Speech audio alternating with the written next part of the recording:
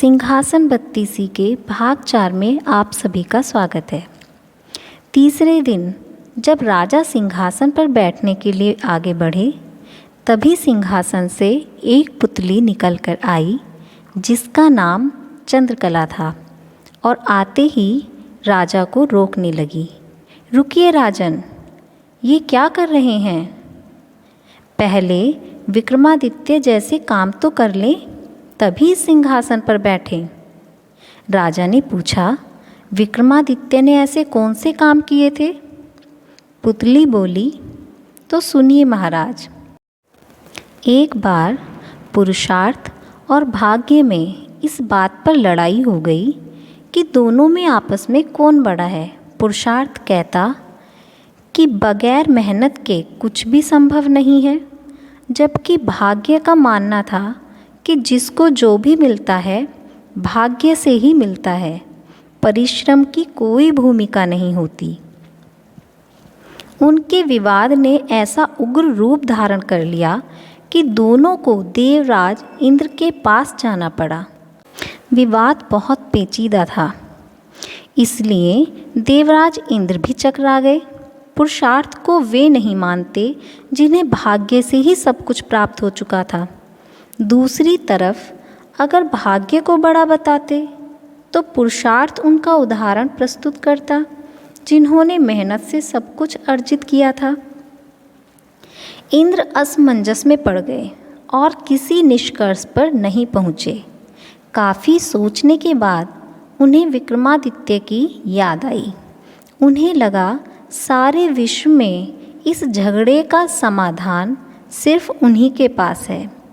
उन्होंने पुरुषार्थ और भाग्य को विक्रमादित्य के पास जाने के लिए कहा। पुरुषार्थ और भाग्य मानव वेश में विक्रमादित्य के पास चल पड़े। विक्रमादित्य को भी झगड़े का तुरंत कोई समाधान नहीं सूझा। उन्होंने दोनों से 6 महीने बाद आने को कहा। जब वे चले गए तो विक्रमादित्य ने काफ़ी सोचा। समाधान के लिए वे सामान्य जनता के बीच वेश बदलकर घूमने लगे।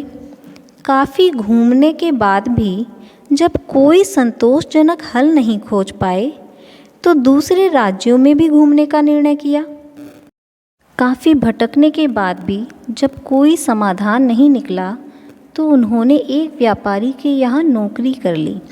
व्यापारी ने उन्हें नौकरी उनके यह कहने पर दी कि जो काम दूसरे नहीं कर सकते हैं वो करेंगे। कुछ दिनों बाद वह व्यापारी जहाज़ पर अपना माल लादकर दूसरे देशों में व्यापार करने के लिए समुद्री रास्ते से चल पड़ा। अन्य नौकरों के अलावा उसके साथ विक्रमादित्य भी थे। जहाज़ कुछ ही दूर गया होगा कि भयानक तूफान आ गया। जहाज़ पर सवार लोगों में भय और हताशा की लहर दौड़ गई। किसी तरह जहाज़ एक टापू के पास आया और वहाँ लंगर डाल दिया गया। जब तूफान समाप्त हुआ तो लंगर उठाया जाने लगा, मगर लंगर किसी के उठाए न उठा। अब व्यापारी को याद आया कि विक्रमादित्य ने यह कहकर नौकरी ली थी कि जो काम कोई और नहीं कर सकेगा वह कर देंगे। उसने विक्रम से लंगर उठाने को कहा। लंगर उनसे आसानी से उठ गया। लंगर उठते ही जहाज़ तेज़ गति से बढ़ गया, लेकिन टापू पर विक्रमादित्य छूट गए। उनकी समझ में नहीं आया कि क्या किया जाए।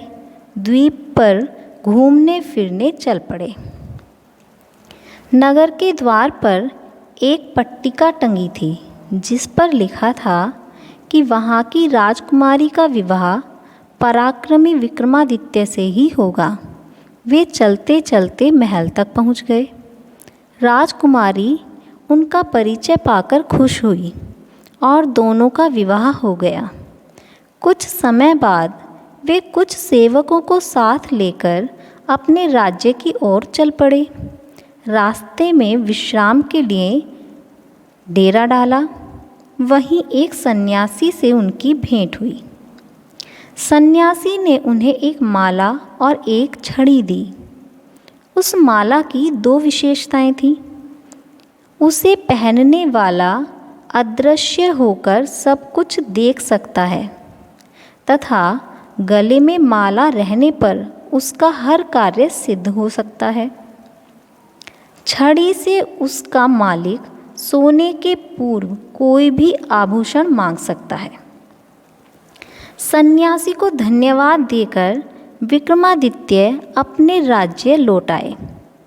एक उद्यान में ठहरकर संग आए सेवकों को भेज दिया तथा अपनी पत्नी को संदेश भिजवाया कि वह शीघ्र ही अपने राज्य बुलवा लेंगे। उद्यान में ही उनकी भेंट एक ब्राह्मण और एक भाट से हुई। वे दोनों काफ़ी समय से उस उद्यान की देखभाल कर रहे थे। उन्हें आशा थी कि उनके राजा कभी न कभी उनकी सुध अवश्य लेंगे तथा उनकी विपन्नता को दूर करेंगे। विक्रमादित्य पसीज गए। उन्होंने सन्यासी वाली माला भाट को दी तथा छड़ी ब्राह्मण को दे दी। ऐसी अमूल्य चीज़ें पाकर दोनों धन्य हो गए और विक्रमादित्य का गुणगान करते हुए वहाँ से चले गए।